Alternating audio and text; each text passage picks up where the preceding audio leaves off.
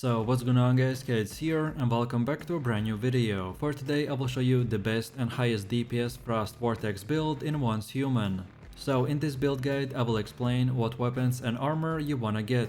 Then I will show you every single mod and what is the best cradle upgrades and deviants to use. And then lastly we will take a closer look at the gameplay, so you would know the reason behind every single build choice and what exactly will give us this insane damage and much more. So, if this sounds interesting to you, then let's get right into it. So then let's move over to the new Frost Vortex build. And right now this is the highest single target DPS build in the game, with insane area of effect, all while debuffing your enemies and healing yourself in the process. So let's start with the weapon, and we are going to be using the Cam Abyss Glance with the Vortex multiplayer mod.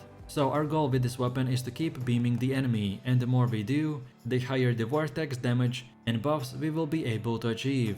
Then for the second weapon we have the D50 Wildfire pistol with the vulnerability amplifier, the bullseye mod. This weapon will also be able to deal insane damage, but it's more meant for close range fights, or if you're really good at shooting the enemy weak point.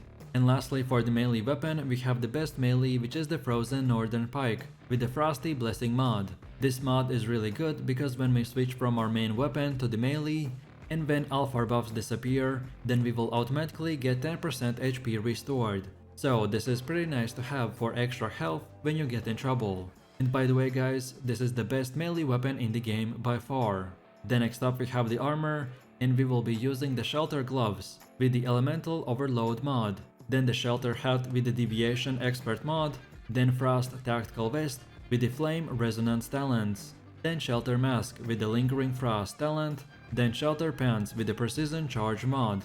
And as you can see, we are using the 4-piece shelter gear, so we will get a bunch of extra buffs. And finally, for the boots, we are wearing the Lone Wolf shoes with the Cover It Advanced mod. Most of our gear is built around increasing our weapon's damage, gain damage reduction, and have as much frost effect as possible, so we could do insane damage over time while having a decent survivability at the same time.